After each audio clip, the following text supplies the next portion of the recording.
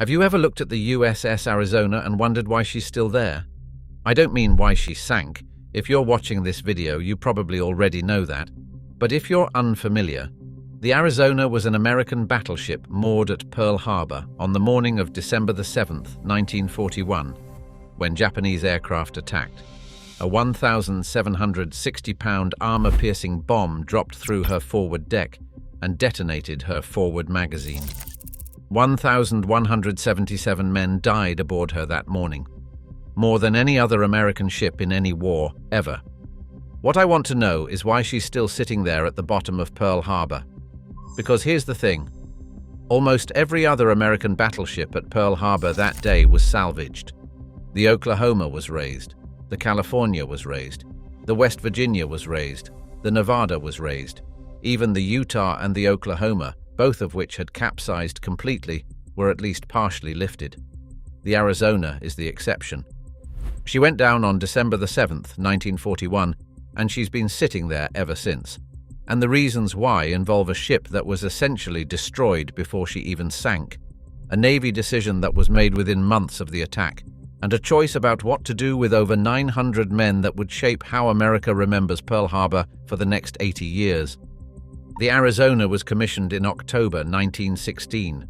She was a Pennsylvania-class battleship, 608 feet long, displacing over 31,000 tons fully loaded. She carried 12 14-inch guns in 4 turrets. By 1941, she'd had a modernization refit that updated her machinery and added heavier armor, and she was moored on the inboard side of Battleship Row alongside the repair ship Vestal. On the morning of December the 7th, she was preparing for a week of inspections. Her watertight doors were open. Her boilers were banked but not lit. She was, essentially, at rest. The attack began at 7:55 in the morning. The first wave of Japanese aircraft came in low and fast. At 8:06, one of those aircraft dropped a modified 16-inch naval shell, converted into an armor-piercing bomb from around 10,000 feet. It went through the Arizona's forward deck near turret number 2. Seconds later, it detonated inside the forward magazine. This is the bit that got me. The explosion that followed was one of the most violent single events in American naval history. The forward magazine contained around 1 million pounds of gunpowder. When it went up, it lifted the entire forward third of the ship into the air. The forward turrets, each weighing hundreds of tons, dropped straight down through the hull. The foremast collapsed. Sailors on the deck of the Vestal, moored alongside, were thrown into the water by the blast. The fire that followed burned for 2.5 days. Of the 1,511 men aboard the Arizona that morning, 1,177 were killed. More than half of them died in that single explosion. Many were never recovered. Now, after the attack, the Navy faced a decision about what to do with every damaged ship at Pearl Harbor. The list was long. The Nevada had been beached to prevent sinking. The California and West Virginia were sitting on the bottom, but mostly upright. The Oklahoma had rolled over completely. The Utah was upside down. The Maryland and Tennessee had survived with damage. One by one, those ships were assessed, repaired, or raised. The California came back. So did the West Virginia. So did the Nevada. Even the Oklahoma, which had capsized, was rolled upright and refloated. The salvage operation at Pearl Harbor was one of the most ambitious in naval history. American engineers pulled 6 battleships back from the dead and returned most of them to combat. The Arizona was different. When the Navy assessed her in early 1942, the conclusion was immediate. She was beyond repair. And here's why. When the forward magazine exploded, it didn't just damage the ship. It destroyed the entire forward section of her hull, the bow, the first 2 turrets, the forward superstructure, the conning tower. All of it was simply gone. What was left was a ship essentially split in 2, with the stern sitting on the harbor floor and the bow area reduced to a mangled tangle of steel. Repairing her would not have meant fixing a battleship. It would have meant building a new forward third from scratch and welding it onto what remained. The Navy concluded that the effort required was greater than simply building a new battleship from the keel up. So the salvage plan for the Arizona was never about raising her. It was about stripping her for parts. Between 1942 and 1943, Navy divers spent months working on the wreck. They removed her aft main battery guns.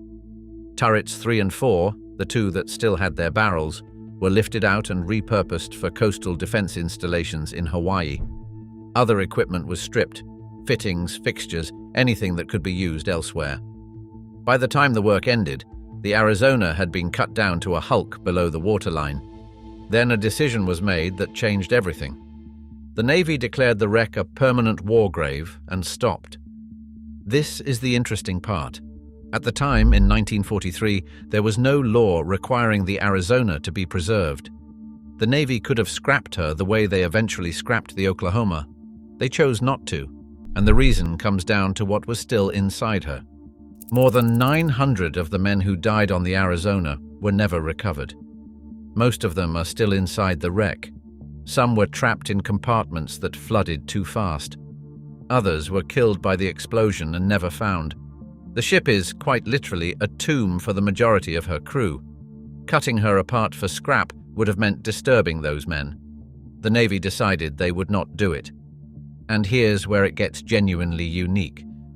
Over 40 men who survived the attack and lived through the rest of the war later chose, after their own deaths, to have their ashes placed inside the Arizona to rest with their shipmates. That practice continues today. Survivors of the December 7th attack have the right to be interred within the wreck. There are not many left. When the last of them is gone, the practice will end. But it hasn't ended yet. In 1962, a memorial was built over the wreck. It straddles the hull without touching it, designed by architect Alfred Price, who had himself been interned as an enemy alien after the attack because of his Austrian birth. The flagpole on the memorial is attached directly to the main mast of the sunken ship. The flag has been raised and lowered on it every day since 1950. So, why has no one ever moved her? There are 3 reasons, and they compound on each other. The first is the damage. The Arizona cannot be raised because there isn't enough ship left to raise. The forward third is gone. The explosion destroyed the structural integrity of the remaining hull. Even the Oklahoma, which had capsized but was essentially intact, took the better part of 2 years to salvage. The Arizona would have been orders of magnitude harder, and the reward at the end would have been a wreck, not a warship. The second is the men inside her. Over 900 Americans remain entombed in the hull. The Navy committed in 1943 to letting them rest there. That commitment has been honored for over 80 years, and it is not going to be reversed. The third is that she is now a national memorial. The Arizona is part of the Pearl Harbor National Memorial, administered by the National Park Service. Over 2 million people visit every year. She receives more annual visitors than any other sunken ship in the world. Moving her is not just impossible in practical terms, it is unthinkable in cultural terms. So the Arizona is still there because the explosion that killed her was so catastrophic that salvage was never an option, because the Navy decided within 18 months of the attack that her dead would remain with her, and because that decision became the foundation for a memorial that now defines how America remembers the beginning of the Pacific War. The most destructive single moment in American naval history, the ship that took more American lives than any other, the first casualty of a war that would last 4 more years. She went down at 8:06 in the morning on December the 7th, 1941, and she has not moved since. Nobody salvaged her, nobody ever will. Now, if you enjoyed this video and want to see more like it, please let me know in the comments, and I'll make more of these for more ships. Be sure to subscribe so you don't miss those, and I'll see you next time.